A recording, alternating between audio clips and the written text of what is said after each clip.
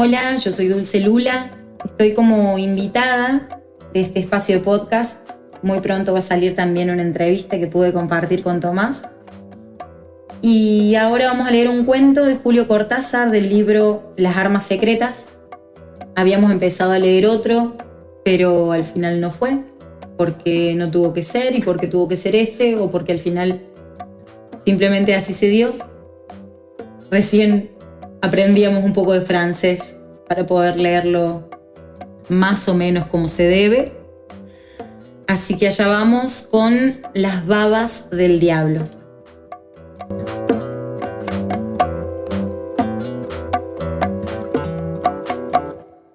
Nunca se sabrá cómo hay que contar esto, si en primera persona o en segunda, usando la tercera del plural o inventando continuamente formas que no servirán de nada. Si se pudiera decir yo vieron subir la luna o nos me duele el fondo del ojo, y sobre todo así, tú la mujer rubia entre las nubes que siguen corriendo delante de mis, tus, sus, nuestros, vosotros, sus rostros. ¿Qué diablos? Puestos a contar, si se pudiera ir a beber un bock por ahí y que la máquina siguiera sola, porque escribo a máquina, sería la perfección.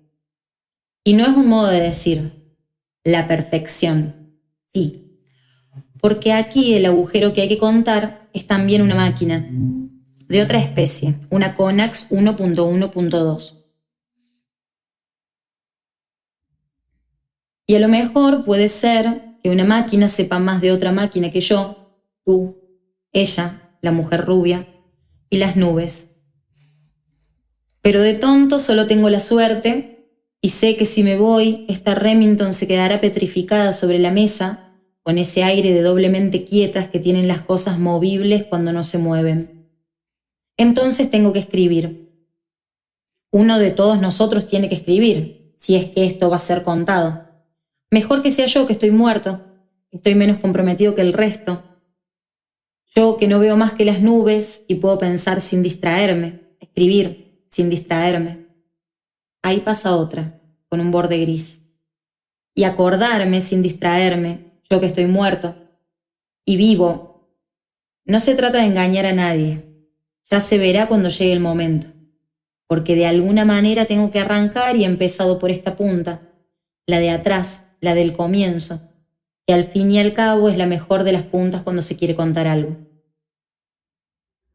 De repente me pregunto por qué tengo que contar esto, pero si uno se empezara a preguntar por qué hace todo lo que hace, si uno se preguntara solamente por qué acepta una invitación a cenar, ahora pasa una paloma y me parece que un gorrión.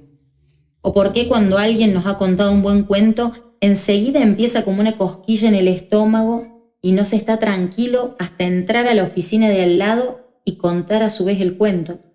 Recién entonces uno está bien, está contento y puede volverse a su trabajo. Que yo sepa, nadie ha explicado esto de manera que lo mejor es dejarse de pudores y contar, porque al fin y al cabo nadie se avergüenza de respirar o de ponerse los zapatos.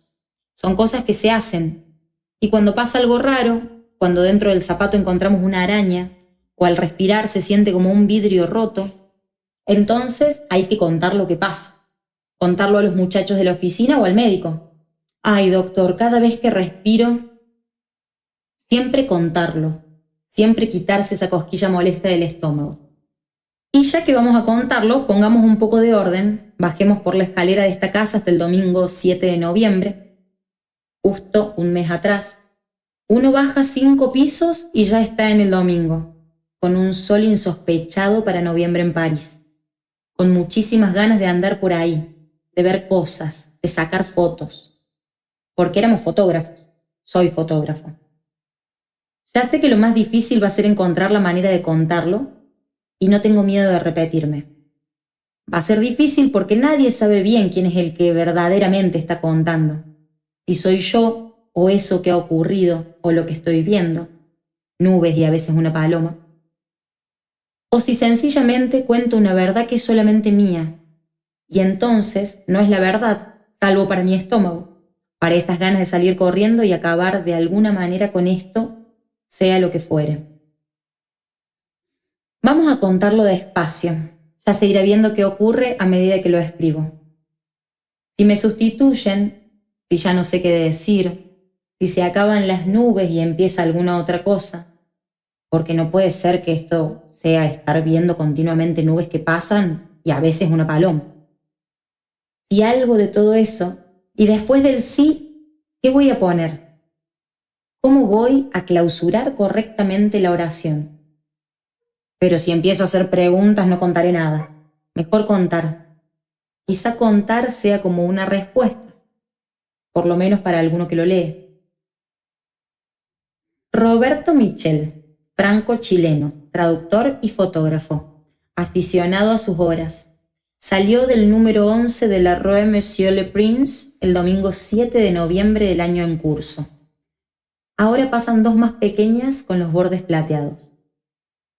Llevaba 3 semanas trabajando en la versión al francés del Tratado sobre Recusaciones y Recursos de José Norberto Allende, profesor de la Universidad de Santiago. Es raro que haya viento en París, y mucho menos un viento que en las esquinas se arremolinaba y subía castigando las viejas persianas de madera, tras de las cuales sorprendidas señoras comentaban de diversas maneras la inestabilidad del tiempo en estos últimos años. Pero el sol estaba también ahí, cabalgando el viento y amigo de los gatos, por lo cual nada me impediría dar una vuelta por los muelles del Sena y sacar una foto de la conserjería y de la Sainte-Chapelle. Eran apenas las 10 y calculé que hacia las 11 tendría buena luz, la mejor posible en otoño. Para perder tiempo, derivé hasta la isla Saint-Louis y me puse a andar por el Coin d'Anjou. Miré un rato el hotel de Lausanne, me recité unos fragmentos de Apollinaire y siempre me vienen a la cabeza cuando paso delante del hotel Lausanne. Y eso que debería acordarme de otro poeta. Pero Michel es un porfiado. Y cuando de golpe cesó el viento y el sol se puso por lo menos 2 veces más grande, quiero decir más tibio, pero en realidad es lo mismo, me senté en el parapeto y me sentí terriblemente feliz en la mañana del domingo. Entre las muchas maneras de combatir la nada, una de las mejores es sacar fotografías. Actividad que debería enseñarse tempranamente a los niños, pues exige disciplina, educación estética, buen ojo y dedos seguros. No se trata de estar acechando la mentira como cualquier reporter y atrapar la estúpida silueta del personaje que sale del número 10 del Downing Street. Pero de todas maneras, cuando se anda con la cámara, hay como el deber de estar atento, de no perder ese brusco y delicioso rebote de un rayo de sol en una vieja piedra, o la carrera trenzas al aire de una chiquilla que vuelve con el pan o una botella de leche. Michel sabía que el fotógrafo opera siempre como una permutación de su manera personal de ver el mundo por otra que la cámara le impone insidiosa. Ahora pasa una gran nube casi negra. Pero no desconfiaba, sabedor de que le bastaba salir de la Conax para recuperar el tono distraído, la visión sin encuadre, la luz sin diafragma ni el 1x250. Ahora mismo, ¿qué palabra? Ahora. Qué estúpida mentira. Podía quedarme sentado en el pretil sobre el río mirando pasar las pinzas negras y rojas sin que se me ocurriera pensar fotográficamente las escenas, nada más que dejándome ir en el dejarse ir de las cosas, corriendo inmóvil con el tiempo. Y ya no soplaba el viento. Después seguí por el Quai de Bourbon hasta llegar a la punta de la isla, donde la íntima placita, íntima por pequeña y no por recatada, pues da todo el pecho al río y al cielo, me gusta y me regusta. No había más que una pareja y, claro, palomas. Quizá alguna de las que ahora pasan por lo que estoy viendo. De un salto me instalé en el parapeto y me dejé envolver y atar por el sol, dándole la cara, las orejas, las 2 manos. Guardé los guantes en el bolsillo. No tenía ganas de sacar fotos y encendí un cigarrillo por hacer algo. Creo que en el momento en que acercaba el fósforo al tabaco, vi por primera vez al muchachito. Lo que había tomado por una pareja se parecía mucho más a un chico con su madre, aunque al mismo tiempo me daba cuenta de que no era un chico con su madre, de que era una pareja, en el sentido que damos siempre a las parejas, cuando las vemos apoyadas en los parapetos o abrazadas en los bancos de las plazas. Como no tenía nada que hacer, me sobraba tiempo para preguntarme por qué el muchachito estaba tan nervioso, tan como un potrillo o una liebre, metiendo las manos en los bolsillos, sacando enseguida una y después la otra, pasándose los dedos por el pelo, cambiando la postura, y sobre todo por qué tenía miedo, pues eso se lo adivinaba en cada gesto, un miedo sofocado por la vergüenza. Un impulso de echarse atrás que se advertía como si su cuerpo estuviera al borde de la huida, conteniéndose en un último y lastimoso decoro. Tan claro era todo eso, ahí a 5 metros, y estábamos solos contra el parapeto en la punta de la isla, que al principio el miedo del chico no me dejó ver bien a la mujer rubia. Ahora, pensándolo, la veo mucho mejor en ese primer momento en que le leí la cara. De golpe había girado como una veleta de cobre y los ojos estaban ahí. Cuando comprendí vagamente lo que podía estar ocurriendo al chico, y me dije que valía la pena quedarse y mirar. El viento se llevaba las palabras, los apenas murmullos. Creo que sé mirar, si es que algo sé, y que todo mirar resuma falsedad, porque es lo que nos arroja más fuera de nosotros mismos, sin la menor garantía en tanto que oler,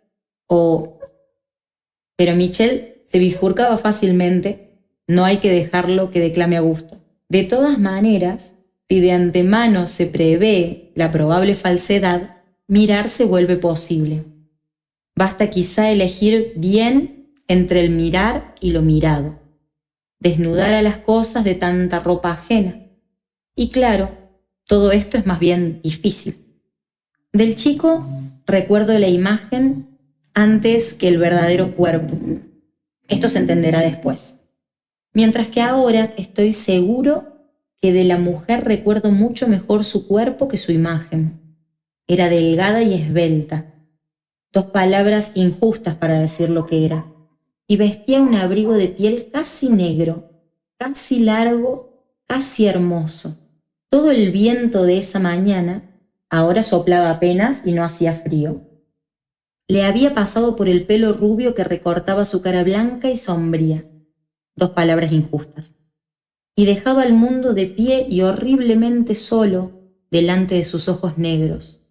Sus ojos que caían sobre las cosas como 2 águilas, 2 saltos al vacío, 2 ráfagas de fango verde.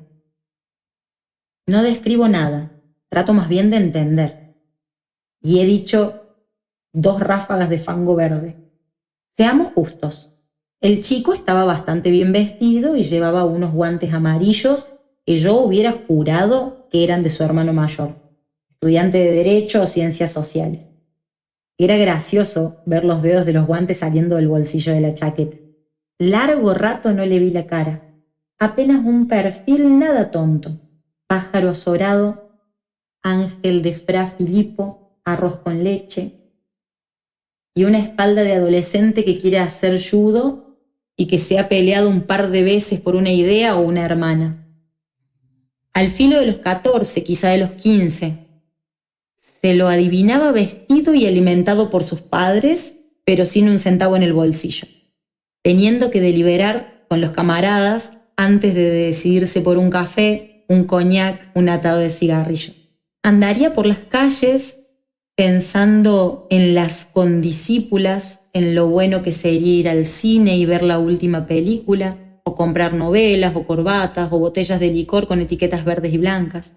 En su casa sería respetable, sería almuerzo a las 12 y paisajes románticos en las paredes, con un oscuro recibimiento y un paragüero de caoba al lado de la puerta. Llovería despacio el tiempo de estudiar, de ser la esperanza de mamá, de parecerse a papá, de escribirle a la tía de Aviñón.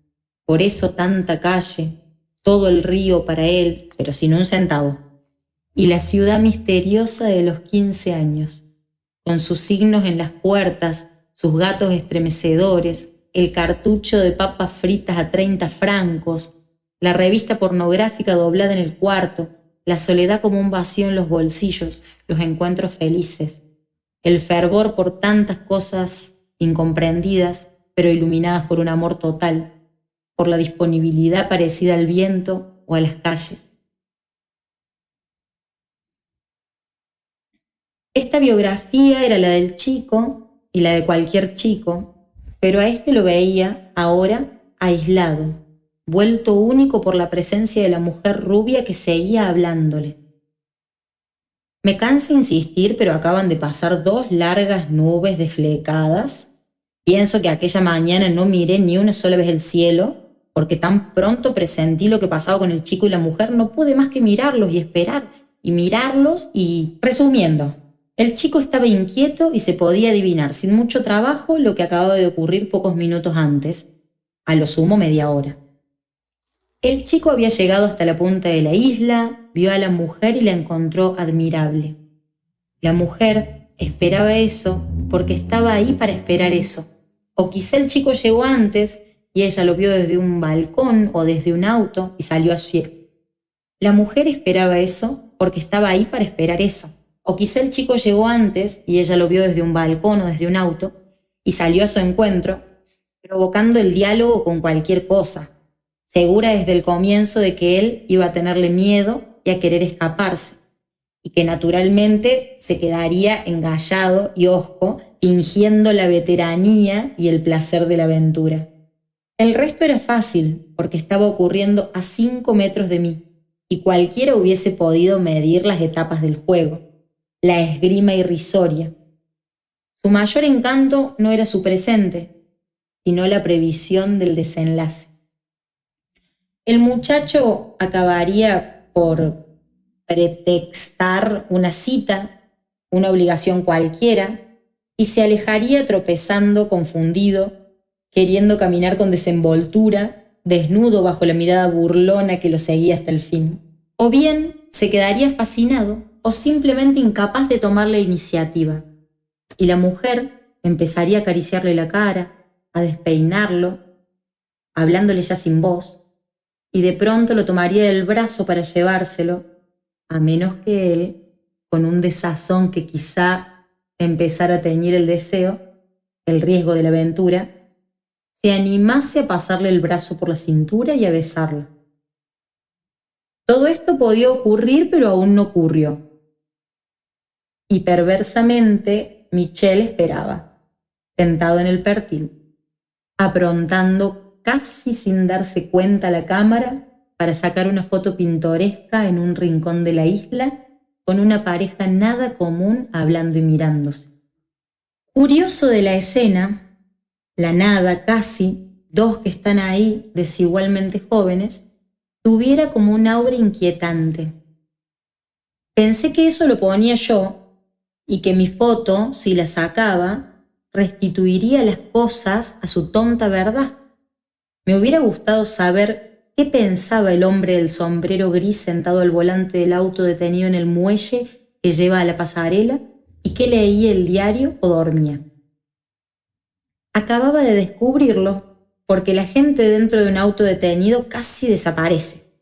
Se pierde en esa mísera jaula privada de la belleza que le da el movimiento y el peligro.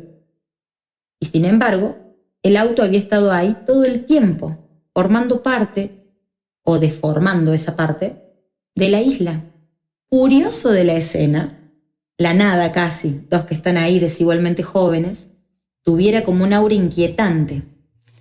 Pensé que eso lo ponía yo y que mi foto, si la sacaba, restituiría las cosas a su tonta verdad. Me hubiera gustado saber qué pensaba el hombre del sombrero gris sentado al volante del auto detenido en el muelle que lleva a la pasarela. ¿Y qué leía el diario o dormía? Acababa de descubrirlo, porque la gente dentro de un auto detenido casi desaparece. Se pierde en esa mísera jaula privada de la belleza que le dan el movimiento y el peligro. Y sin embargo, el auto había estado ahí todo el tiempo, formando parte o deformando esa parte de la isla. Un auto, como decir un farol de alumbrado, un barco de plaza. Nunca el viento, la luz del sol, esas materias siempre nuevas para la piel y los ojos, y también el chico y la mujer, únicos, puestos ahí para alterar la isla, para mostrármela de otra manera. En fin, bien podía suceder que también el hombre del diario estuviera atento a lo que pasaba y sintiera como yo ese regusto maligno de toda expectativa. Ahora la mujer había girado suavemente hasta poner al muchachito entre ella y el parapeto. Los veía casi de perfil y él era más alto, pero no mucho más alto, y sin embargo, ella lo sobraba. Parecía como cernida sobre él. Su risa de repente un látigo de plumas, aplastándolo con solo estar ahí, sonreír, pasear una mano por el aire. ¿Por qué esperar más? Con un diafragma 16, con un encuadre donde no entra el horrible auto negro, pero sí ese árbol necesario para quebrar un espacio demasiado gris. Levanté la cámara, fingí estudiar un enfoque que no los incluía y me quedé al acecho, seguro de que atraparía por fin el gesto revelador, la expresión que todo lo resume, la vida que el movimiento acompasa, pero que una imagen rígida destruye al seleccionar el tiempo, si no elegimos la imperceptible fracción esencial. No tuve que esperar mucho. La mujer avanzaba en su tarea de maniatar suavemente al chico, de quitarle fibra a fibra sus últimos restos de libertad en una lentísima tortura deliciosa. Imaginé los finales posibles. Ahora asoma una pequeña nube espumosa, casi sola en el cielo. Preví la llegada a la casa, un piso bajo probablemente que ella saturaría de almohadones y de gatos, y sospeché el azoramiento del chico y su decisión desesperada de disimularlo y de dejarse llevar fingiendo que nada le era nuevo. Cerrando los ojos, si es que los cerré, puse en orden la escena, los besos burlones, la mujer rechazando con dulzura las manos que pretendían desnudarla como en las novelas, en una cama que tendría un edredón lila y obligándolo en cambio a dejarse quitar la ropa. Verdaderamente madre e hijo bajo una luz amarilla de opalinas y todo acabaría como siempre, pero quizá todo fuera de otro modo y la iniciación del adolescente no pasará, no la dejarán pasar, de un largo proemio donde las torpezas, las caricias exasperantes, la carrera de las manos, se resolviera quién sabe en qué, en un placer por separado y solitario, en una petulante negativa mezclada con el arte de fatigar y desconcertar tanta inocencia lastimada. Podía ser así, podía muy bien ser así. Aquella mujer no buscaba una amante en el chico, y a la vez se lo adueñaba para un fin imposible de entender si no lo imaginaba como un juego cruel. Deseo de desear sin satisfacción, de excitarse para algún otro, alguien que de ninguna manera podía ser ese chico. Michel es culpable de literatura, de fabricaciones irreales. Nada le gusta más que imaginar excepciones, individuos fuera de la especie, monstruos no siempre repugnantes. Pero esa mujer invitaba a la invención, dando quizá las claves suficientes para acertar con la verdad. Antes de que se fuera, y ahora que llenaría mi recuerdo durante muchos días, porque soy propenso a la rumia, decidí no perder un momento más. Metí todo el visor con el árbol, el pertil, el sol de las 11 y tomé la foto.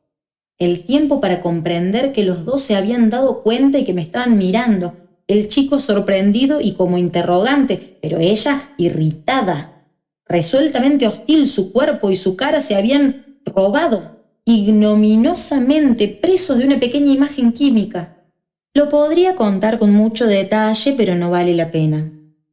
La mujer habló de que nadie tenía derecho de tomar una foto sin permiso y exigió que le entregara el rollo de película. Todo esto con una voz seca y clara de buen acento de París, que iba subiendo de color y de tono a cada frase.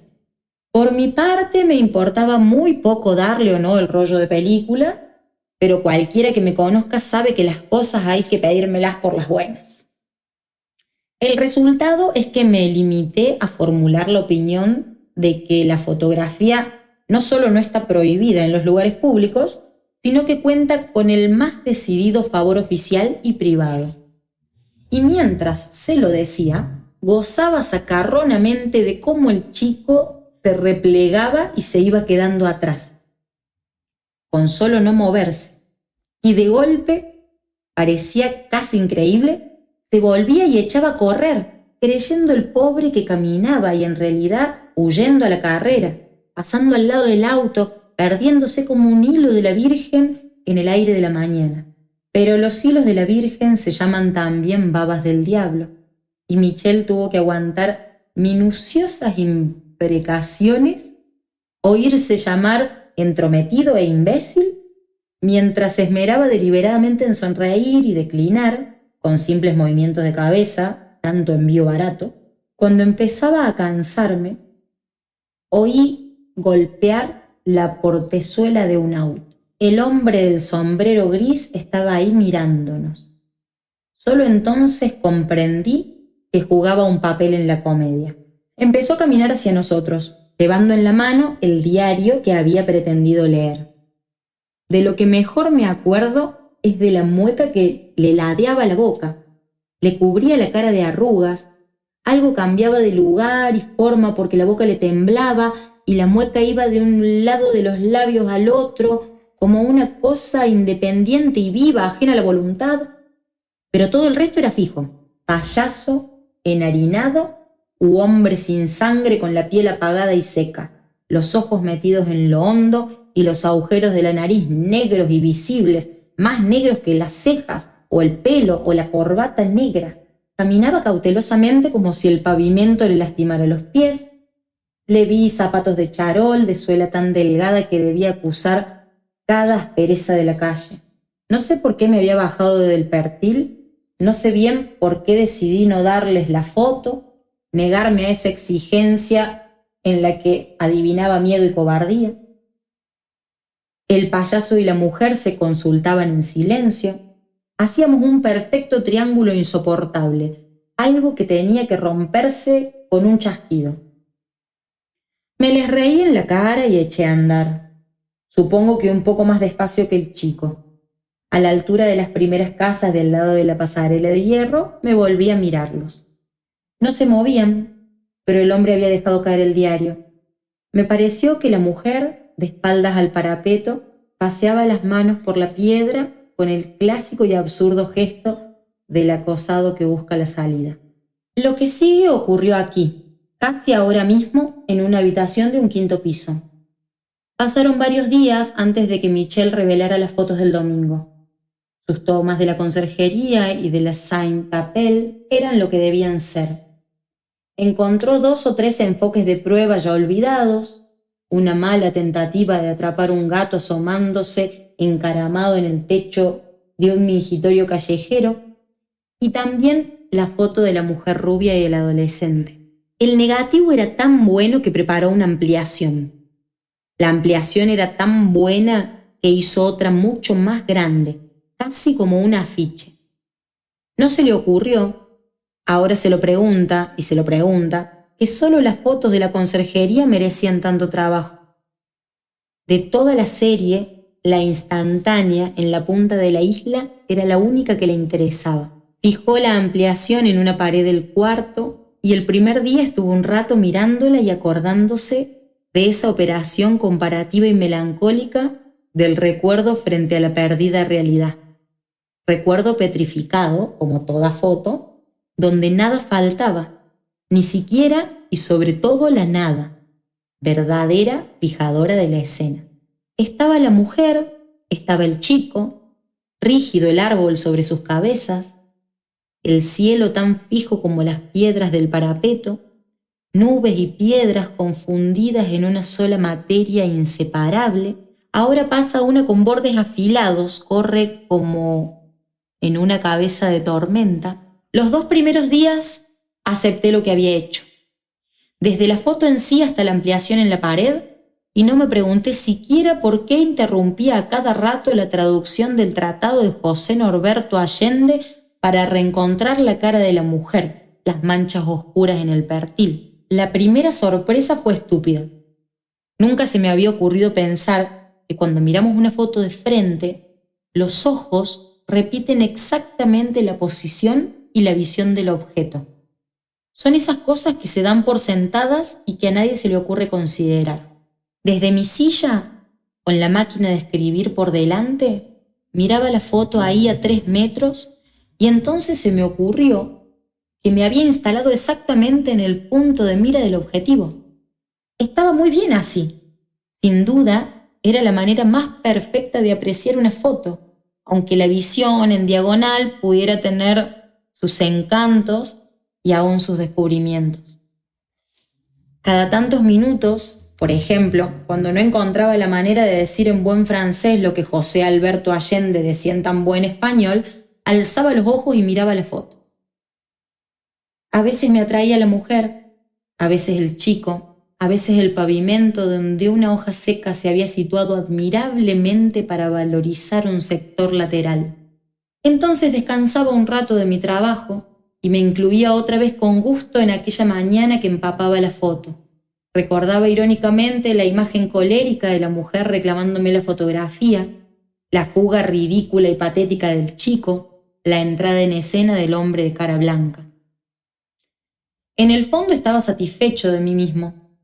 Mi partida no había sido demasiado brillante, pues si a los franceses les ha sido dado el don de la pronta respuesta, no veía bien por qué había optado por irme sin una acabada demostración de privilegios, prerrogativas y derechos ciudadanos.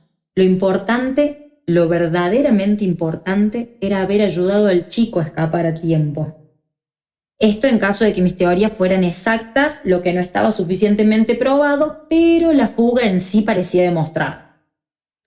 De puro entrometido le había dado oportunidad de aprovechar al fin su miedo para algo útil. Ahora estaría arrepentido, menoscabado, sintiéndose poco hombre. Mejor era eso que la compañía de una mujer capaz de mirarlo como lo miraba en la isla.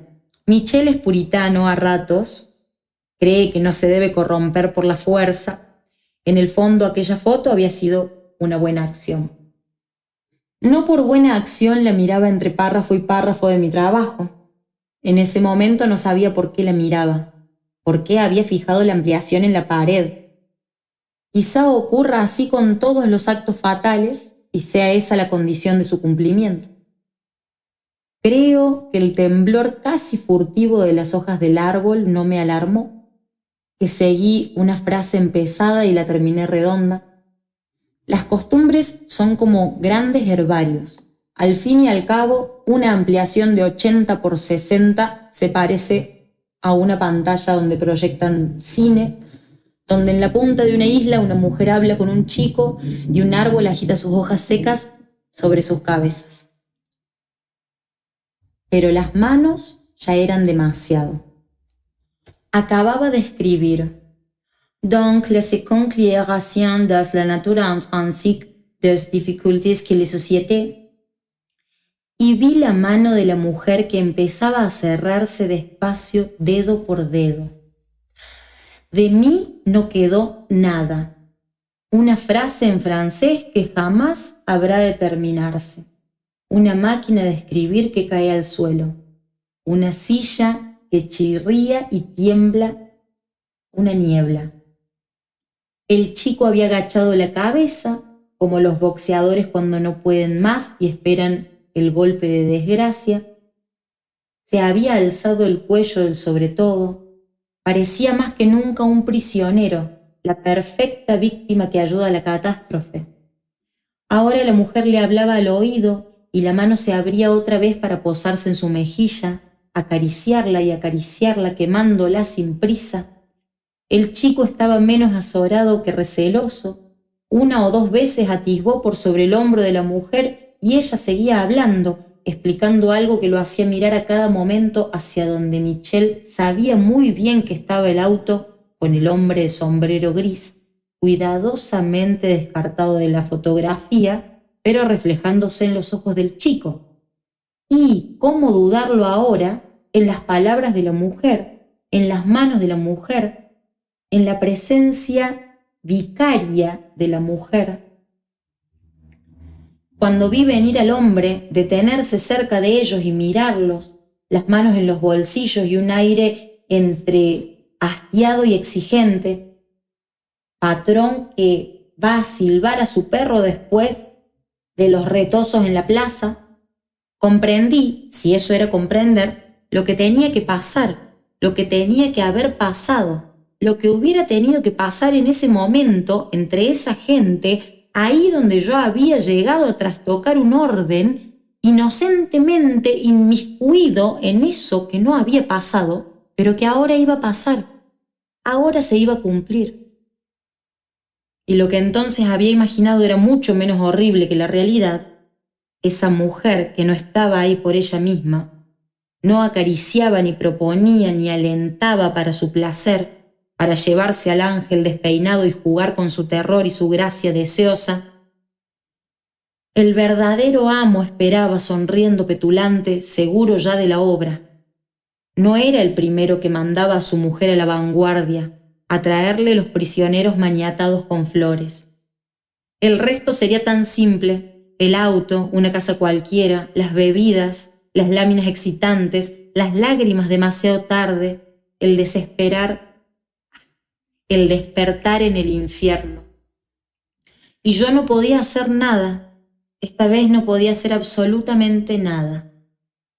Mi fuerza había sido una fotografía, esa, ahí, donde se vengaban de mí, mostrándome sin disimulo lo que iba a suceder. La foto había sido tomada, el tiempo había corrido, estábamos tan lejos unos de otros, la corrupción seguramente consumada, las lágrimas vertidas y el resto, conjetura y tristeza. De pronto el orden se invertía. Ellos estaban vivos, moviéndose, decidían y eran decididos, iban a su futuro. Y yo, desde este lado, prisionero de otro tiempo, de una habitación en un quinto piso, de no saber quiénes eran esa mujer y ese hombre y ese niño, de ser nada más que la lente de mi cámara, algo rígido, incapaz de intervención. Me tiraban a la cara la burla más horrible, la de decidir frente a mi impotencia, la de que el chico mirara otra vez al payaso enharinado y yo comprendiera que iba a aceptar, que la propuesta contenía dinero o engaño, y que no podía gritarle que huyera o simplemente facilitarle otra vez el camino con una nueva foto, una pequeña y casi humilde intervención que desbaratara el andamiaje de baba y de perfume. Todo iba a resolverse allí mismo, en ese instante. Había como un intenso silencio que no tenía nada que ver con el silencio físico. Aquello se tendía, se alarmaba. Creo que grité terriblemente y que en ese mismo segundo supe que empezaba a acercarme. 10 centímetros, un paso, otro paso. El árbol giraba cadenciosamente sus ramas en primer plano. Una mancha del pertil salía del cuadro. La cara de la mujer vuelta hacia mí como sorprendida iba creciendo. Y entonces giré un poco. Quiero decir que la cámara giró un poco. Y sin perder de vista a la mujer, empezó a acercarse al hombre, que me miraba con los agujeros negros que tenía en el sitio de los ojos, entre sorprendido y rabioso. Miraba queriendo clavarme en el aire. Y en ese instante alcancé a ver como un gran pájaro fuera de foco que pasaba de un solo vuelo delante de la imagen, y me apoyé en la pared de mi cuarto y fui feliz porque el chico acababa de escaparse. Lo veía corriendo otra vez en foco, huyendo con todo el pelo al viento, aprendiendo por fin a volar sobre la isla, a llegar a la pasarela, a volverse a la ciudad. Por segunda vez se les iba, por segunda vez yo lo ayudaba a escapar, lo devolvía a su paraíso precario. Jadeando me quedé frente a ellos, no había necesidad de avanzar más, el juego estaba jugado. De la mujer se veía apenas un hombro y algo de pelo, brutalmente cortado por el cuadrado de la imagen, pero de frente estaba el hombre, entreabierta la boca, donde veía temblar una lengua negra y levantaba lentamente las manos, acercándolas al primer plano, un instante aún en perfecto foco, y después todo el bulto que borraba la isla, el árbol, y yo cerré los ojos y no quise mirar más, y me tapé la cara y rompí a llorar como un idiota. Ahora pasa una gran nube blanca, como todos estos días, todo este tiempo incontable. Lo que queda por decir es siempre una nube, dos nubes, o largas horas de cielo perfectamente limpio, rectángulo purísimo clavado con alfileres en la pared de mi cuarto. Fue lo que vi al abrir los ojos y secármelos con los dedos.